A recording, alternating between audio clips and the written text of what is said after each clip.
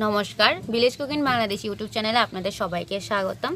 আজকে কিন্তু আবার একটা স্পেশাল রান্না নিয়ে চলে আসলাম। আজকে হবে মাটন, বাঙালির পছন্দের খাবার মাটন কারি হবে আজকে।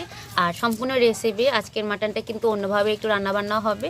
তো সম্পূর্ণ রেসিপি দেখার জন্য কিন্তু আমাদের সাথেই থাকতে হবে। আর আজকে একটা বাঙালি থালি তৈরি করবো মাটন দিয়ে। আশা করি আপনারা সবাই থাকবেন। এখানে কাটা বাছা চলতেছে। সম্পূর্ণ রেসিপি দেখার জন্য কিন্তু আমাদের সাথে থাকবেন। বাইরে প্রচন্ড পরিমাণে বৃষ্টি, আর এখানে হচ্ছে মাটনের ভালো করে মশলা দিয়ে মাখানো। চলুন মা কি কি মশলা ব্যবহার করতেছে এই মাটনের মধ্যে আমরা মা থেকেই জেনে আসি। আর স্পেশাল আজকে বৃষ্টির দিনে হবে আমাদের মাটন কারি। চলুন মা প্রথমে কি দিচ্ছে মা থেকেই শুনে আসি। হ্যাঁ, এগুলা তেজপাতা দিতেছি। দিতেছি।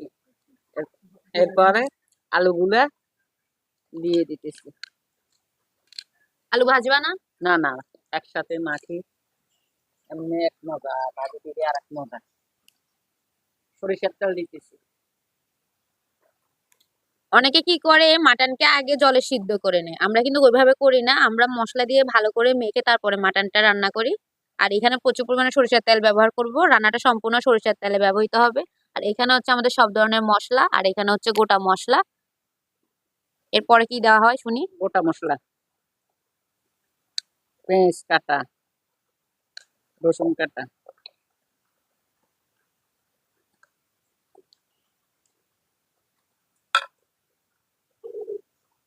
পরিমাণ মতো লবণ,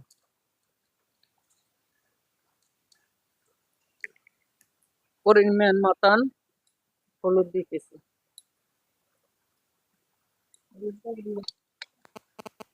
হলুদ দিয়ে এবার মাংসটা ভালো করে মেখে নিব। এরপর বাটা মশলাগুলো দিব।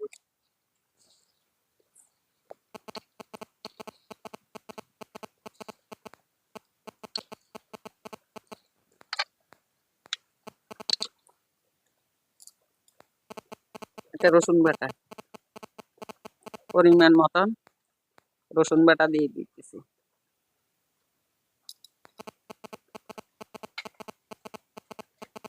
আদা বাটা,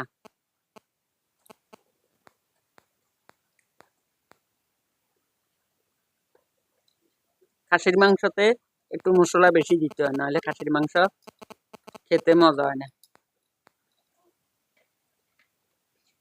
পেঁয়াজ বাটা,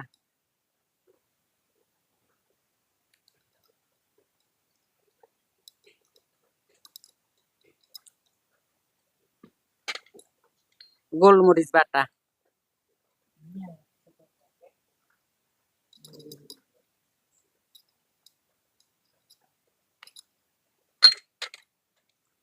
মরিচ বাটা।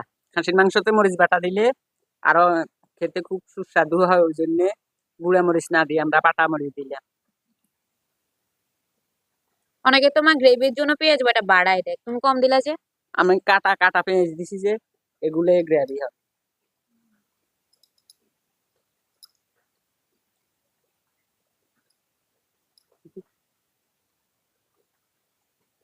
রাঁধুনি মাংসের মশলা, এই খাসির মাংসের মশলাটা দিলে মাংসের যে একটা গন্ধ থাকে ওই গন্ধটা আর থাকে না। ওই জন্য আমরা আলাদা মশলাটা কিনে এনেছি।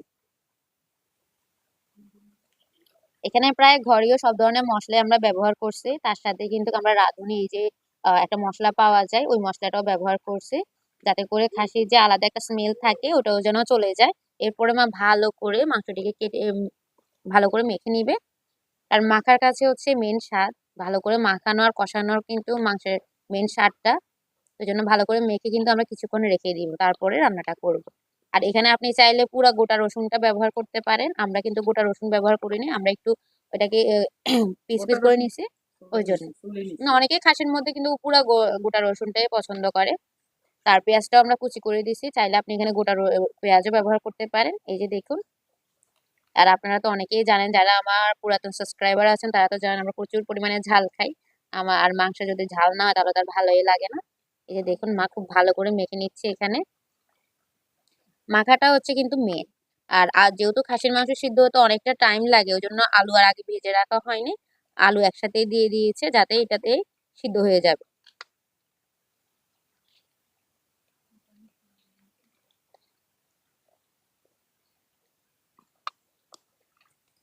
এবার একটা বড় থালা দিয়ে আমরা এটাকে ঢেকে রেখে দিব, প্রায় অনেকক্ষণ পর্যন্ত ঢেকে রেখে দিব। প্রচুর পরিমাণে বৃষ্টি হচ্ছে আমাদের এদিকে, প্রচুর পরিমাণে বৃষ্টি।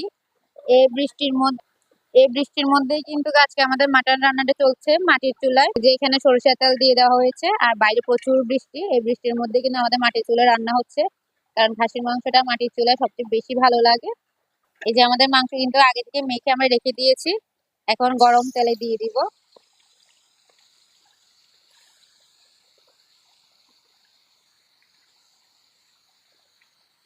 আমরা কিন্তু এটাতে জিরা বাটাও ব্যবহার করেছি, কিন্তু আমরা ওইটি ভিডিও নিতে ভুলে গিয়েছি। জিরা বাটা অবশ্যই লাগবে, না হলে জিরার গুঁড়াটা ব্যবহার করবেন আপনি।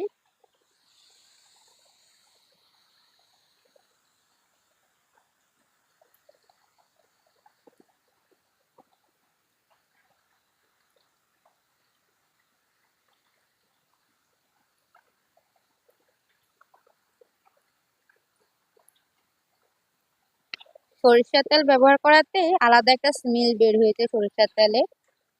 এই সরিষার তেলের স্মেলের কারণে কিন্তু খাসির যদি গন্ধ থেকেও থাকে, সরিষার তেলের কারণে ওই গন্ধটা লাগবে না।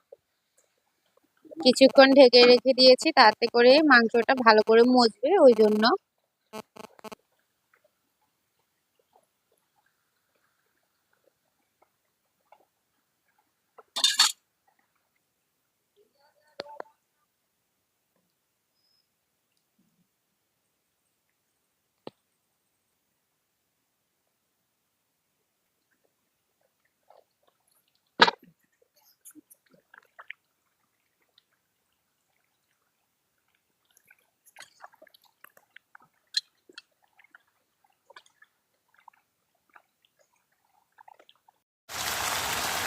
আমাদের মাংস কিন্তু মোটামুটি কষানো শেষ, আমরা এখন গরম জল দিয়ে দিব।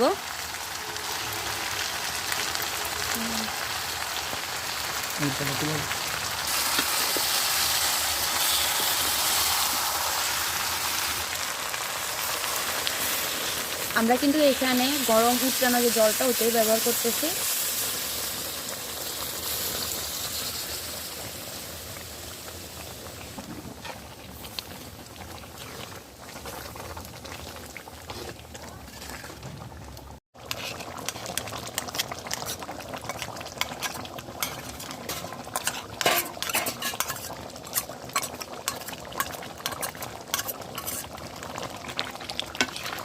দাও দাও টানে